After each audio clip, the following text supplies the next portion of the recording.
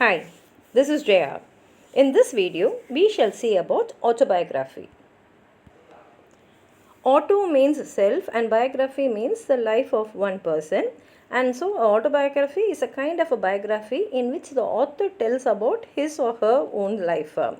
And it takes its origin in the common human's urge to express one's own achievements in the form of writing. The writer may give a full account of his life in detail or may also give only a few anecdotes or events from his life. And this term autobiography was first used by Robert Southey in 1809. An autobiography is a candid narration of events in the author's life. It may take the form of a confession, apology, self scrutiny, or a mere delightful account. When it is a mere account of facts without reference to the author's inner conflicts and motives, it is an objective autobiography. When an autobiography reveals the character and inner struggle of the writer and presents a searching analysis of his moods, motives, and fancies, it is a subjective autobiography. The first autobiography is St. Augustine's Confessions, which is written in the 4th century. In classical medieval literature, autobiographical works may be found in the form of apology and confessional writing. It was only after the 16th century, that autobiography as a form became popular. And during the Renaissance, people focused on the exploration of character and personality. John Bunyan's Grace Abounding to the Chief of Sinners is an early modern example of autobiographical writing. In the 17th century, maintaining journals and diaries became fashionable, and this practice paved the way for compiling memoirs. Memoirs is an account of the author's personal experiences, memories, and feelings. The French philosopher Jean-Jacques Rousseau's Confessions was an influential model for others attempting to write their biographies. Three other important autobiographies which appeared in the 18th century are David Hume, Edward Gibbon, and Benjamin Franklin. The 18th century witnessed the rise of the novel, and there are many novels which can be disguised as autobiographical protagonists and narratives. A few examples are Charlotte Bronte's Jane Eyre, Charles Dickens' David Copperfield, George Eliot's The Mill on the Floss, Wordsworth's The Prelude, which is an autobiographical poem. And in the 19th and 20th century, we have several autobiographies, and some well known autobiographies are Booker T. Washington's Up from Slavery, Helen Keller's The Story of My Life, Maya Angelou's I Know Why the Caged Bird Sings.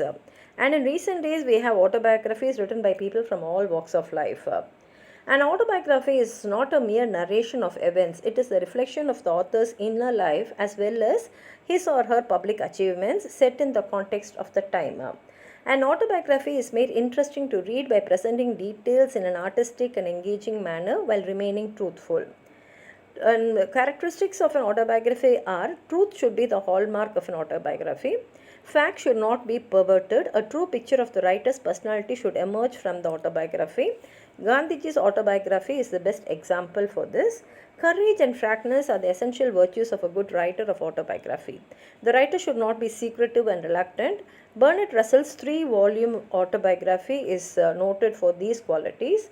The author of an autobiography should be objective in dealing with contemporary events and personalities. Autobiographies of Gibbon and Nehru are good examples of this kind.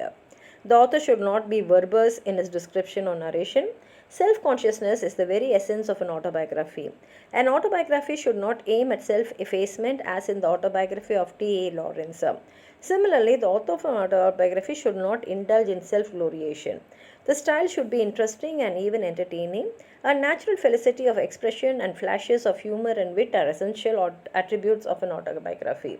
The challenges faced by an autobiographer is an autobiographer might set out to give the reader a truthful account of his or her life.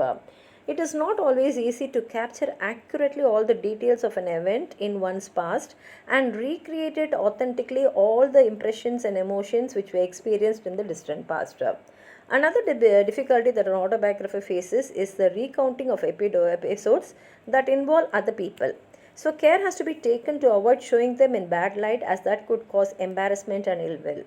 Another difficulty is related to the artistic nature of an autobiography. Herbert Spencer, the 19th century English philosopher, pointed out that biography and autobiography omitted details of a daily life and that are very natural to all humans, and these focused only on the exceptional and the extraordinary.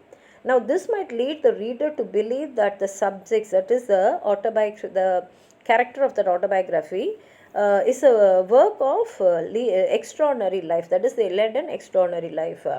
And the great drawback of an autobiography is that it can never be complete because it comes to an end before the author's death, because the author is writing his autobiography. So definitely he can't write about his death. And Dr. Johnson preferred autobiography to biography, saying that every man's life is best written by himself. The writer of his own life has the full knowledge of the truth, though sometimes he may disguise or suppress it in his writings. From the psychological viewpoint, also an autobiography is preferable because the writer knows what are the motives, hopes, and ambitions that prompted him at decisive moments in his life. This is what I've told about autobiography. If you have anything more to add on to what I've said, please write it in the comment box. Like the video, share it with your friends, and if you have not subscribed my channel, please subscribe and support. Thank you.